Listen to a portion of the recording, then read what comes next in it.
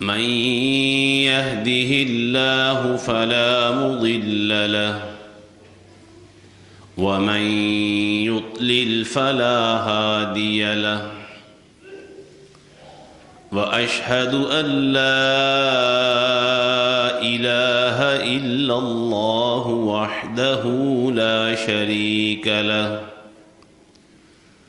وأشهد أن محمدًا عبده ورسوله يا أيها الذين آمنوا اتقوا الله حق تقاته ولا تموتن إلا وأنتم مسلمون يا أيها الناس اتقوا ربكم الذي خلقكم من نفس واحدة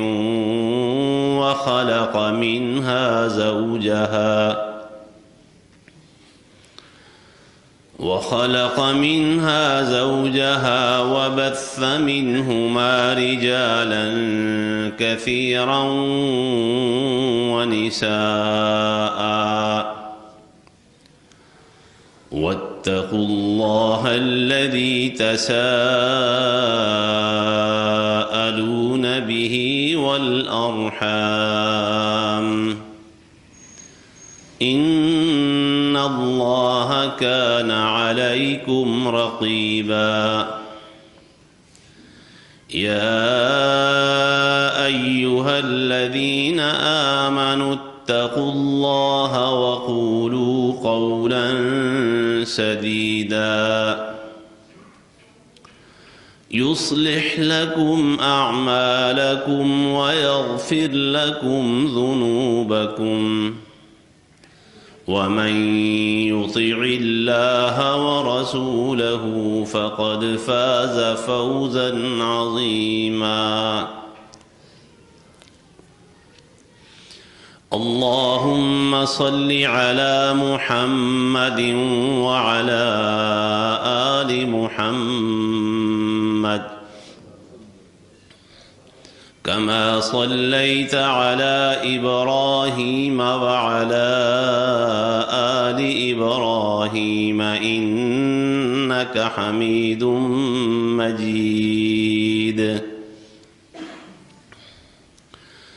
اللهم بارك على محمد وعلى آل محمد كما باركت على إبراهيم وعلى آل إبراهيم إنك حميد مجيد أما بعد فإن خير الحديث كتاب الله وخير الهدي هدي محمد صلى الله عليه وسلم وشر الأمور محدثاتها وكل محدثة بدعة وكل بدعة ضلالة وكل ضلالة في النار سبحانك لا علم لنا إلا ما علمتنا إنك أنت العليم الحكيم اللهم انفعنا بما علمتنا وعلمنا ما ينفعنا وزدنا علما الحمد لله على كل حال ونعوذ بالله من حال أهل النار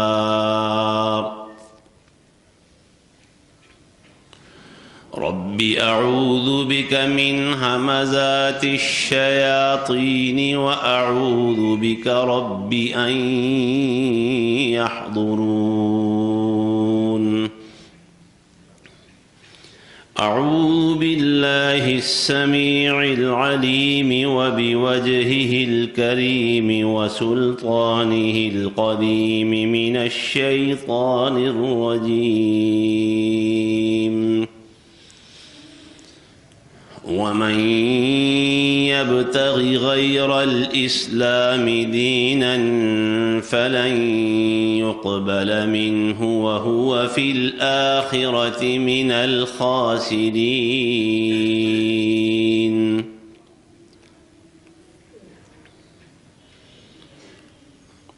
اور جس کسی نے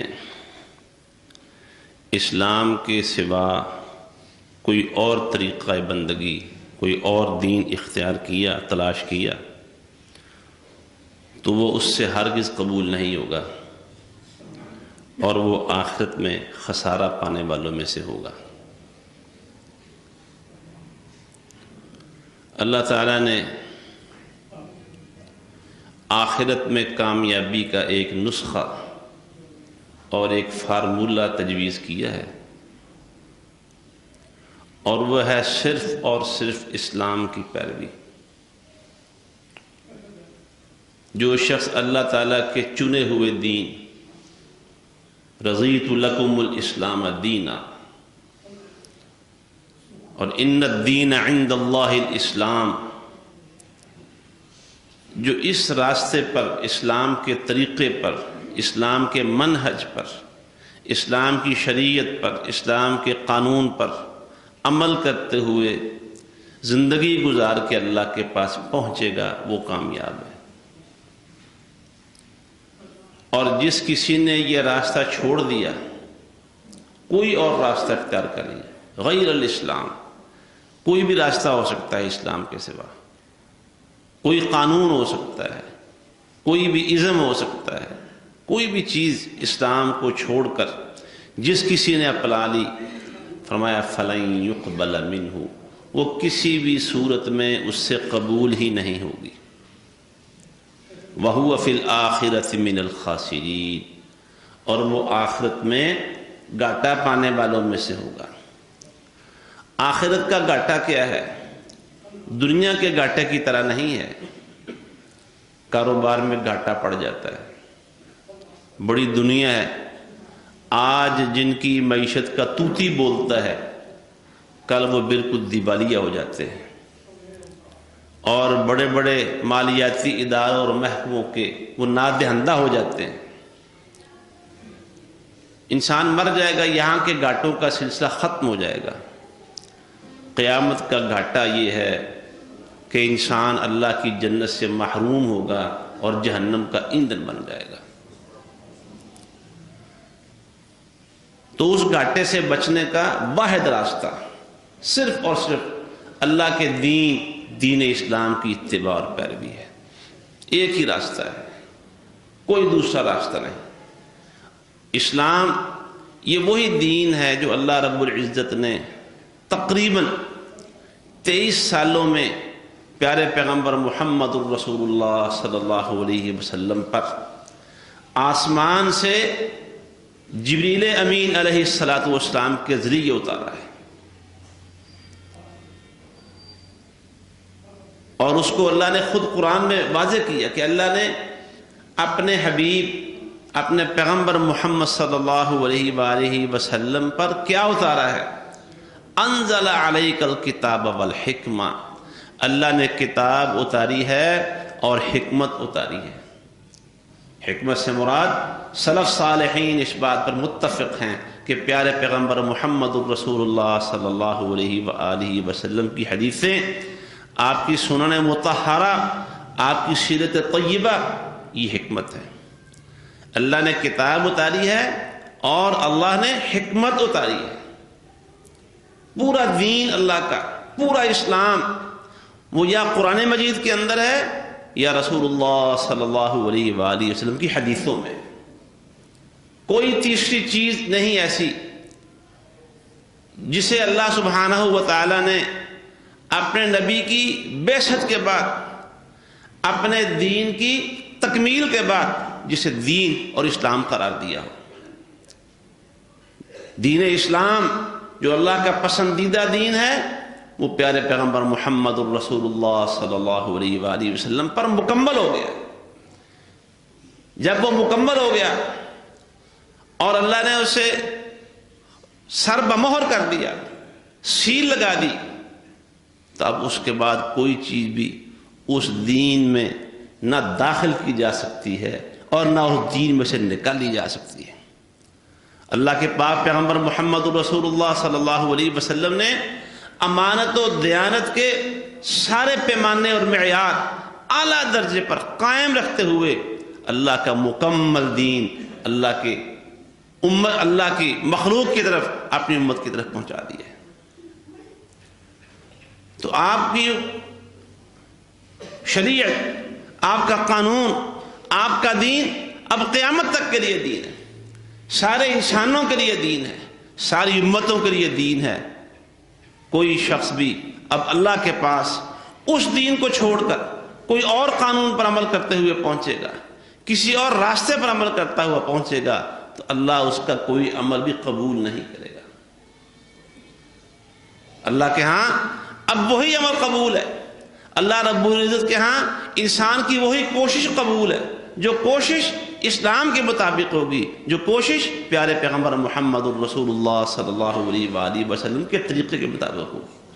وَمَنْ أَرَادَ الْآخِرَةَ وَسَعَى لَهَا سَعْيَهَا وَهُوَ مُؤْمِنٌ، جس شخص کا ارادہ ہو کہ وہ آخرت میں کامیاب ہو جائے اور اس کے لیے وہ کوشش کرے جو کوشش اس کے لیے مقرر ہو چکی ہے۔ سعی لہا، اس نے اس آخرت کے لیے کوشش کی، کون سی؟ سعیہا، جو کوشش اس کے لیے اللہ نے مقرر کر دی۔ وہو مؤمن، اور وہ ایمان والا بھی شخص ہو۔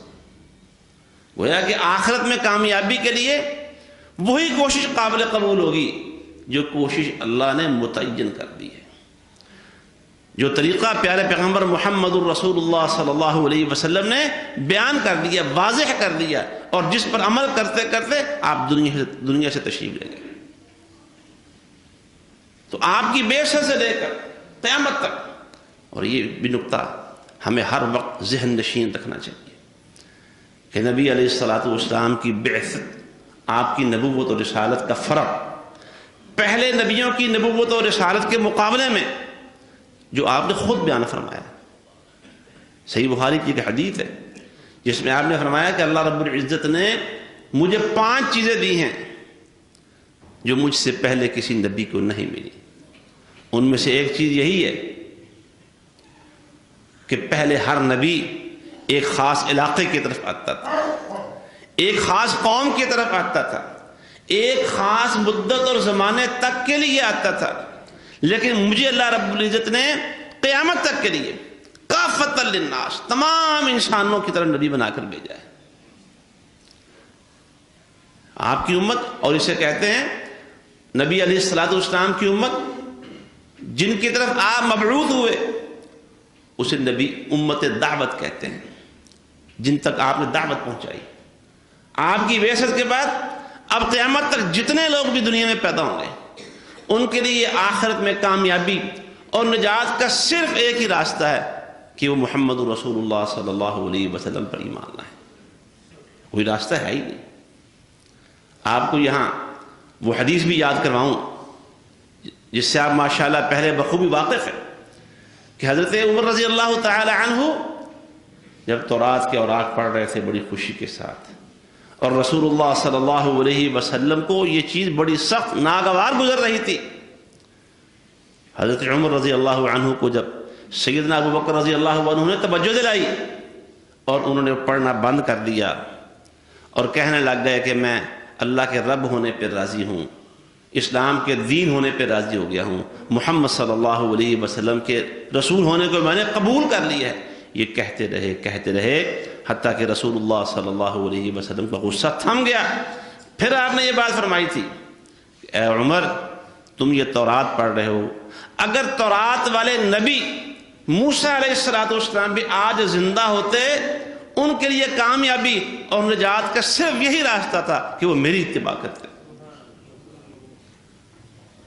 یعنی آپ کی بعثت کے بعد دنیا میں اگر موسیٰ نبی بھی آ جاتے تو ان کی نبوت اور رسالت نہیں چلنی تھی. خود ان کے لیے بھی یہی پابندی اللہ نے لگانی تھی کہ تم نے میرے نبی محمد صلی اللہ علیہ وسلم کی اتباع کرنی. اور دیکھیے جب دنیا میں یہ اللہ کا فیصلہ ہے, اللہ کے صادق و مصدوق پیغمبر محمد صلی اللہ علیہ وسلم نے بتایا ہے کہ سیدنا عیسیٰ بن مریم علیہ الصلاۃ والسلام دنیا میں دوبارہ تشریف لائیں گے. اللہ نے انہیں زندہ آسمان پر اٹھا لیا تھا, دوبارہ دنیا میں آئیں گے. جب دنیا میں وہ دوبارہ آئیں گے وہ اپنے تورات و انجیل والے قانون پر عمل نہیں کریں گے. جو قانون اللہ سبحانہ و تعالی نے محمد رسول اللہ صلی اللہ علیہ وسلم پہ نازل کیا, وہ اسی قانون کی پیروی کرتے ہوئے دنیا میں زندہ رہیں گے. ان کی شادی ہوگی اس امت کے اندر اسی قانون کے مطابق, وہ جہاد کریں گے اسی نبی کے قانون کے مطابق. رسول اللہ صلی اللہ علیہ وسلم نے فرمایا سیدنا عیسیٰ بن مریم تو آئیں گے دنیا میں, لیکن تمہارے امام اور تمہارے خلیفہ اسی امت میں سے ہوں گے جسے امام مہدی کہتے ہیں. گویا سیدنا عیسیٰ بن مریم بھی آئیں گے تو اپنی سابقہ شریعت پر عمل نہیں کریں گے, محمد رسول اللہ صلی اللہ علیہ وسلم کی سنن مطہرہ اور سیرت طیبہ پر عمل کریں گے. تو کسی بھی آپ کی بعثت کے بعد قیامت تک کے لیے کوئی بڑے سے بڑا بھی ہو, اس کے لیے نجات کا کوئی راستہ اللہ نے رکھا ہی نہیں ہے سوائے اس کے کہ محمد رسول اللہ صلی اللہ علیہ وآلہ وسلم پر وہ ایمان لائے. صحیح بخاری میں غالباً حدیث ہے, فرمایا جس کسی یہودی نے, عیسائی نے یا کسی بھی شخص نے, وہ کسی بھی مذہب اور دین سے تعلق رکھنے والا ہو, جس نے میرا تذکرہ سن لیا, میری نبوت اور رسالت کی خبر اس تک پہنچ گئی اور وہ مجھ پر ایمان نہ لایا, وہ جہنم میں جائے گا. ویا جہنم سے بچنے کے لیے پوری انسانیت کے لیے, اور یہ کب کی بات ہے؟ جب محمد رسول اللہ صلی اللہ علیہ وسلم دنیا میں مبعوث ہو گئے. آپ کی بعثت کے بعد قیامت تک کے لیے تمام انسانوں کی نجات کا راستہ اللہ نے صرف ایک رکھا ہے کہ وہ محمد رسول اللہ پر ایمان لے آئے, اور راستہ ہے ہی کوئی نہیں, سارے راستے بند. اور وہ راستے تو اللہ نے, جو نبی دنیا میں جتنے بھی اصحاب شریعت آئے ہیں, اولو العزم پیغمبر, دوسرے انبیاء کرام علیہم السلام, اللہ نے 1,24,000 نبی رسول یا جتنے بھی تھے اللہ کے علم میں دنیا میں تشریف لائے. اللہ نے سب سے عہد لے لیا تھا, وَإِذْ أَخَذَ اللَّهُ مِيثَاقَ النَّبِيِّينَ لَمَا آتَيْتُكُم مِّن كِتَابٍ وَحِكْمَةٍ ثُمَّ جَاءَكُمْ رَسُولٌ مُصَدِّقٌ لِّمَا مَعَكُمْ لَتُؤْمِنُنَّ بِهِ وَلَتَنصُرُنَّهُ. اے میرے نبی اور رسولو, جب تمہاری نبوت اور رسالت کا سکہ چل رہا ہو, اس کے پھریرے لہرا رہے ہوں, اور عین اس وقت میں جب تمہاری نبوت اور رسالت کا سورج نصف النہار پہ ہو, بلندی پہ ہو, عروج پر ہو, اور تمہارے پاس ایک ایسا رسول آ جائے جو تمہاری تصدیق کرنے والا ہو, تو میرا تمہارے لیے آرڈر یہ ہے, رب العرش کا, رب ارض و سما کا آرڈر یہ ہے, لَتُؤْمِنُنَّ بِهِ, تم نے پھر اسی پر ایمان لانا ہے, وَلَا تَنْصُرُنَّهُ, اور اپنے جھنڈے نیچے رکھ کے اس کا جھنڈا تھام لینا ہے. اب راستہ ہے ہی کوئی نہیں, سارے راستے بند ہیں اللہ تک پہنچنے کے, اللہ کی جنت تک جانے کے سارے راستے بند ہیں سوائے اس کے کہ محمد رسول اللہ صلی اللہ علیہ وسلم پر ایمان لایا جائے. پوری انسانیت کے لیے امت دعوت قیامت تک کے لیے اللہ نے قرآن میں واضح کر دیا ہے, وما ارسلناک الا کافۃ للناس بشیرا ونذیرا قل یا ایھا الناس انی رسول اللہ الیکم جمیعا. کسی انسان کے لیے کوئی استثناء نہیں ہے, کوئی ایکسیپشن نہیں ہے کہ چلو تم اگر اس نبی پر ایمان نہیں لاؤ گے تو تمہیں پھر بھی جنت دے دیں گے. کوئی راستہ نہیں, ایک ہی راستہ پوری انسانیت کے لیے. اور پھر جب آپ پر ایمان لے آتے ہیں جو لوگ, دوسرے نمبر پر چھوٹا دائرہ ہو گیا اس امت جسے ہم آج کل یا ہر دور میں امت مسلمہ کہتے ہیں, امت محمدیہ کہتے ہیں, ملت اسلامیہ کہتے ہیں. امت استجابت کہا جاتا ہے علمی زبان میں. امت استجابت، استجابت قبول کر لینا. امت کا وہ حصہ جس نے محمد الرسول اللہ صلی اللہ علیہ وسلم کی نبوت و رسالت کو قبول کر لیا ہے، آپ کا کلمہ پڑھ لیا ہے، شہادتین کا اقرار کر لیا ہے. ان کے لیے بھی صرف اتنا ہی کافی نہیں کہ وہ کلمہ پڑھ لیا ہے، جب تک رسول اللہ صلی اللہ علیہ وآلہ وسلم کی صحیح اور سچی اتباع نہیں کریں گے، آپ کی پیروی نہیں کریں گے، ان کے لیے بھی نجات کا راستہ کوئی نہیں. یعنی جو انسانیت کا پورا دائرہ ہے، جب تک وہ محمد رسول اللہ صلی اللہ علیہ وسلم کی نبوت کو نہیں مانیں گے وہ جہنم سے نجات نہیں پا سکیں گے. اور جو ایمان لے آئے، ایمان لانے کے بعد ان کے لیے بھی کامیابی اور نجات کا صرف یہی راستہ ہے کہ وہ آپ صلی اللہ علیہ وسلم کی عملی زندگی میں اتباع کریں، آپ کی پیروی کریں. جب تک آپ کی پیروی نہیں کریں گے، جب تک آپ کا طریقہ نہیں اپنائیں گے، جب تک آپ صلی اللہ علیہ وسلم کی سنتوں پر عمل نہیں کریں گے، وہ نجات نہیں پا سکیں گے. یہ خود رسول اللہ صلی اللہ علیہ وسلم نے بات واضح کر دی. جب آپ نے پہلی امتوں کی خرابیوں کا ذکر کیا، ان کے فرقوں کا ذکر کیا کہ اہل کتاب کا ایک حصہ 71 فرقوں میں بٹ گیا. اور اہل کتاب کنہیں کہتے ہیں؟ جو پہلی کتابوں پر ایمان لائے تھے، یہودی عیسائی، وہی اہل کتاب ہے. جتنے لوگ بھی پہلے نبیوں کی کتابوں پر، حضرت موسیٰ پر، حضرت عیسیٰ پر، اور درمیان میں جتنے نبی دنیا میں ہیں جو ان پر ایمان لائے ہیں، جنہوں نے ان کی نبوت اور رسالت کا اقرار کر لیا تھا، وہی اہل کتاب ہے، ایمان لانے والے. فرمایا اہل کتاب کا ایک گروہ 71 فرقوں میں بٹ گیا، دوسرا 72 فرقوں میں بٹ گیا، اور میری امت 73 فرقوں میں بٹ جائے گی. یہاں اس امت سے مراد امت دعوت نہیں ہے، ساری انسانیت نہیں ہے. یہاں امت سے مراد امت استجابت ہے، یعنی وہ لوگ مراد ہیں جو آپ پر ایمان لے آئے. کیونکہ پیچھے اہل کتاب کا ذکر ہو رہا ہے، اس حوالے سے اہل کتاب کے حوالے سے سمجھ میں آتی ہے. اہل کتاب کنہیں کہتے ہیں؟ جو حضرت موسیٰ اور عیسیٰ علیہ السلام اور ان کے درمیان جتنے نبی آئے ہیں، کتابیں اور صحیفے آئی ہیں، ان پر جو ایمان لاتے ہیں وہ سب اہل کتاب. فرمایا وہ 73 فرقے سارے کے سارے جہنم میں جائیں گے الا واحد، سوائے ایک فرقے کے. یہ حدیث صحیح، حدیث سند صحیح، اس کی معروف حدیث ہے. سب کے سب جہنم میں جائیں گے الا واحد، سوائے ایک کے. صحابہ کرام نے پوچھا، اور دیکھیں رسول اللہ صلی اللہ علیہ وسلم کی جو آپ کی دعوت اور آپ کے الفاظ تک معجزہ ہیں. آپ نے امت کا نام نہیں دیا، کسی جماعت اور فرقے کا نام نہیں بتایا. رسول اللہ صلی اللہ علیہ وآلہ وسلم نے اس کی علامات، اس کی خصوصیات اور اس کا طرز زندگی بتایا، طرز زندگی. اور ایسے جامع الفاظ کہ اللہ کا سارا دین، جسے آپ کہتے ہیں آج کل یہ کوزے میں دریا بند کر دینا، آپ نے کوزے میں دریا بند کر دیا. فرمایا ما انا علیہ واصحابی، یہ وہ لوگ ہوں گے جو اس طریقے اور راستے پر عمل کرنے والے ہوں گے جس طریقے پر میں آج چل رہا ہوں اور میرے صحابہ چل رہے ہیں. جو میرے طریقے پر ہوں گے اور میرے صحابہ کے راستے پر ہوں گے وہ لوگ نجات پائیں گے. گویا امت استجابت کے لیے بھی نجات کا ایک ہی راستہ ہے، دو نہیں ہے، تین نہیں ہے، فرقے نہیں ہیں، فلاں امام کی پیروی، فلاں امام کی پیروی، فلاں راستے، فلاں سلسلے کی پیروی نہیں. فرمایا ایک ہی راستہ، ایک ہی طریقہ ہے، ایک ہی گروہ ہے جو اس راستے پر چلنے والا ہوگا، جو میرا راستہ ہے اور میرے صحابہ کا راستہ ہے. اور پھر یہ تو آپ فرما کے دنیا میں قیامت کا وہ منظر بھی ذہن میں لائیں جس کے بارے میں رسول اللہ صلی اللہ علیہ وسلم نے فرمایا.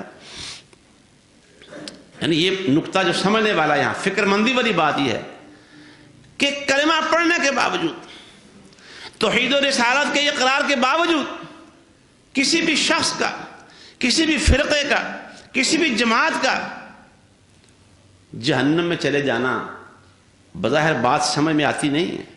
لیکن فرمان کس کا ہے؟ اس ہستی کا فرمان ہے جس کی زبان کی سچائی کی گواہی اللہ نے قرآن میں دے دی. وَالنَّجْمِ إِذَا هَوَىٰ، ما ضل صاحبكم وما غوا وما ينطق عن الهوى ان هو الا وحی یوحی.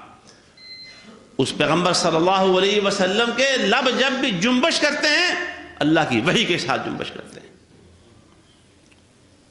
فرمایا میری طرف میں پہچانوں گا، وضو کے اعضاء چمک رہے ہوں گے، وہ میرے حوض پر پانی پینے کے لیے میری طرف آ رہے ہوں گے، میں ان کا استقبال کروں گا کہ آؤ میری امت آئی، میری امت آئی. لیکن جو ہی وہ میرے قریب پہنچیں گے ان کے اور میرے درمیان دیوار حائل کر دی جائے گی، انہیں آگے آنے سے روک دیا جائے گا. میں کہوں گا آنے دو بھائی، میرے امتی آ رہے ہیں. امتی، حدیث کے الفاظ بڑے قابل غور ہیں، آنے دو، یہ میری امت ہے. کیسے پہچانیں گے؟ وضو کے اعضاء سے. چہرے چمک رہے ہوں گے، کیونکہ اللہ کے نبی نے فرمایا صلی اللہ علیہ وسلم نے، جب صحابہ نے پوچھا کہ اللہ کے نبی اتنی امتیں ہوں گی، 1,24,000 نبی اور رسول اور ان کی امتیں، آپ ہمیں کیسے پہچانیں گے؟ آپ نے فرمایا گھوڑوں کا ایک استبل ہو جس میں بہت سارے گھوڑے ہوں، ایک شخص کا ایک گھوڑا ان میں جو سفید ماتھے والا اور سفید پاؤں اور ٹانگوں والا ہو، سفید کھروں والا ہو، باقی سارے گھوڑے کالے ہیں. تو کیا خیال ہے وہ اپنا گھوڑا پورے استبل میں سے پہچان لے گا؟ یہ اللہ کے رسول پہچان لے گا. فرمایا میں بھی اپنی امت کو وضو کے اعضاء سے پہچانوں گا. چمک رہے ہوں گے، غرم محجلین، ماتھے چمک رہے ہوں گے، ہاتھ چمک رہے ہوں گے، پاؤں چمک رہے ہوں گے. سیدنا ابو ہریرہ رضی اللہ تعالیٰ عنہ سے مروی حدیث ہے. اور اس کے آخر میں الفاظ ہیں فمن شاء ان یطیل غرته فلیفعل. اگر کوئی اپنی سفیدی زیادہ کرنا چاہتا ہے تو وہ کر لے. یعنی اللہ نے فرض یہ کیا ہے کہ کوہنیوں تک ہاتھ دھو لو، کوہنیوں تک فرض ہے. اگر کوئی اپنی سفیدی قیامت کے دن بڑھانا چاہتا ہے تو یہاں تک بھی دھو لے. ٹخنوں تک پاؤں دھونے فرض ہیں وضو میں. اگر کوئی زیادہ کرنا چاہتا ہے آدھی پنڈلیوں تک اپنے پاؤں دھوتا رہے. اور سیدنا ابو ہریرہ رضی اللہ تعالیٰ عنہ ایسے کرتے تھے، جو حدیث کے راوی، یہاں تک بازو دھوتے تھے، آدھی پنڈلیوں سے اوپر تک پاؤں دھویا کرتے تھے تاکہ قیامت کے دن سفیدی بڑھ جائے. آپ پہچان لیں کہ میری امت آ رہی ہے، دیوار حائل کر دی گئی. کیا بات ہے، ابھی میری امت ہے، آنے دو انہیں. آپ کو بتایا جائے گا اللہ کے نبی انک لا تدری ما احدثوا بعدک. آپ کو معلوم نہیں کہ آپ کے بعد انہوں نے دین میں کیسی نئی نئی راہیں نکال دی تھی، نئے نئے طریقے اپنا لیے تھے، نئے نئے راستے نکال لیے تھے. آپ کو جب علم ہوگا تو پھر آپ نے فرمایا اچھا ایسی بات ہے، سحقا سحقا لمن غیر بعدی. وہ لوگ میری آنکھوں سے دور ہو جائیں اور انہیں میری آنکھوں کے سامنے سے دور ہٹا دو جنہوں نے میرے بعد میرے دین کی شکل و صورت کو تبدیل کر دیا تھا.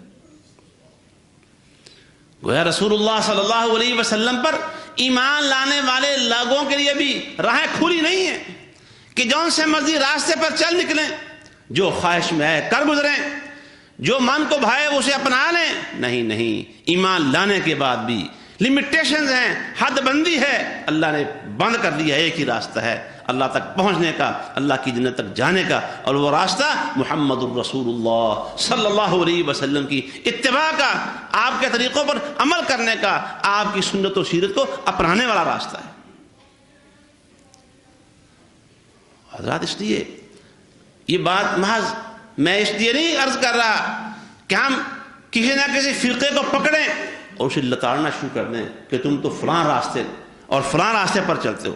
اپنا احتساب کریں، اپنے گرے بانوں میں جھانکیں کہ میں اور آپ دوسروں کا فتویٰ، دوسروں کے بارے میں رائے قائم کرنا یہ تو بات کی ہے. ہم پہلے اپنے بارے میں رائے قائم کریں، اپنے آپ کو اس اصول کو سامنے رکھ کر کہ کامیابی کا راستہ، نجات کا راستہ صرف اور صرف اتباع رسول صلی اللہ علیہ وسلم. کیا ہم اتباع کر رہے ہیں؟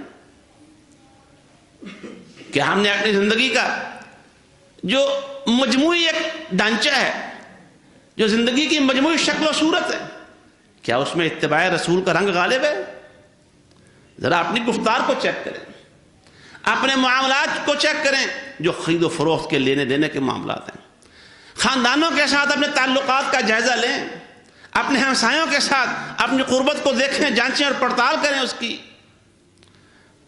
اپنے سر سے لے کے پاؤں تک جھانکیں، اپنے لباس کو دیکھیں، اپنی شادی بیاہوں کو دیکھیں، رشتوں کے انتخاب کے طور طریقے کو دیکھیں، کوئی فوت ہو جاتا ہے اس کے فوت ہونے کے متعلق معاملات کو دیکھیں، اپنی معاشرت کو دیکھیں، زندگی گزارنے کے جو طور طریقے ہیں سب کو دیکھیں.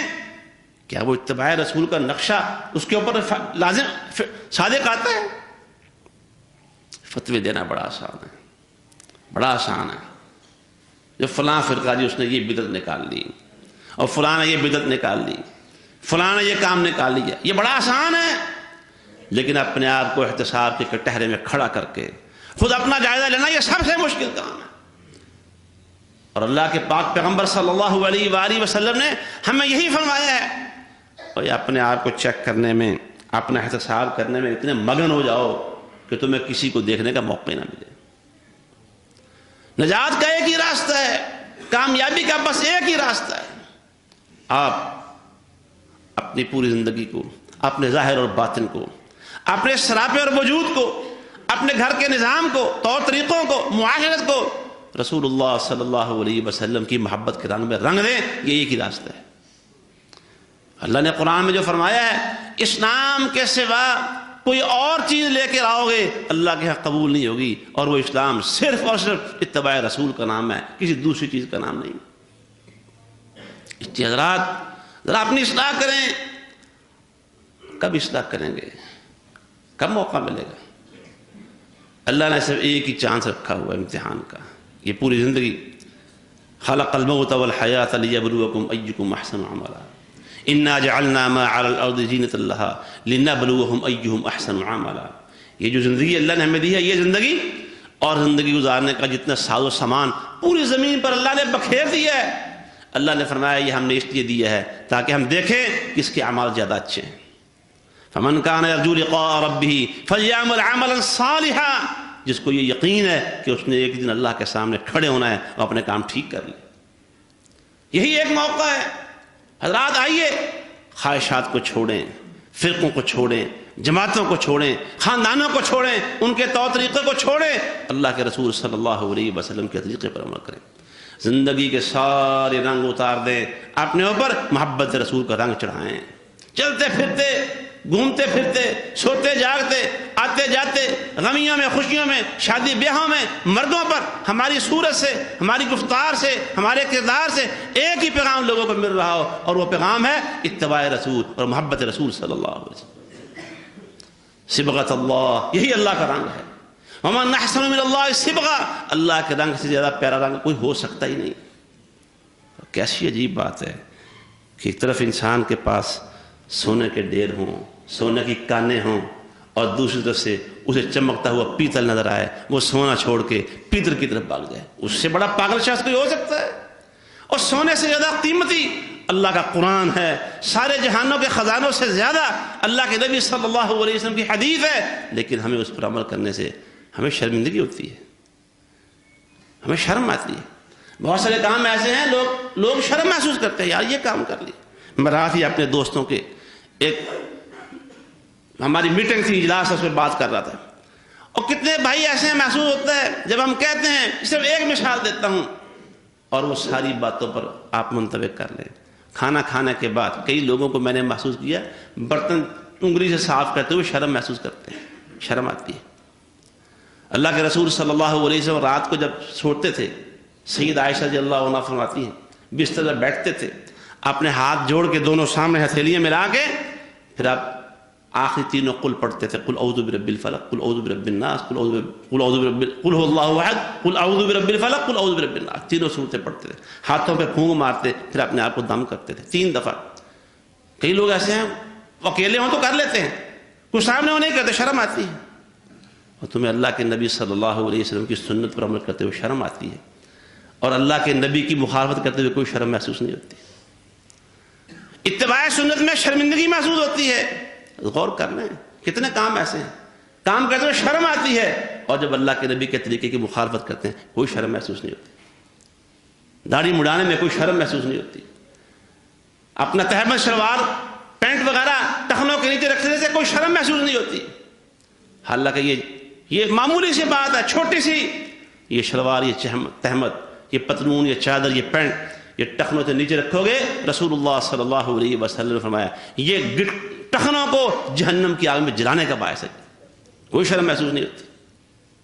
اللہ کے نبی کی سنت سے دن رات نفرت ہو رہی ہے، اسے گٹروں میں بہایا جا رہا ہے، کوئی شرم محسوس نہیں ہوتی۔ شرم کس میں ہے؟ اتباع سنت میں شرم محسوس ہوتی ہے۔ تو اس لیے اپنے دلوں کو دیکھنا چاہیے، یہ دل کیا ہیں؟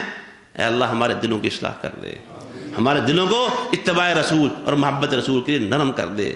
ہم دوسروں کو کوس رہے ہیں، فرانس اور فلاں کے خلاف ہم جلوس نکال رہے ہیں، احتجاج کر رہے ہیں، لیکن اپنے اندر رسول اللہ کی محبت ہے یا نہیں ہے اس کی فکر ہی نہیں ہے۔ اللہ ہمیں سوچنے اور فکر کرنے کی توفیق عطا فرمائے۔ وآخر دعوانا ان الحمد للہ رب العالمین۔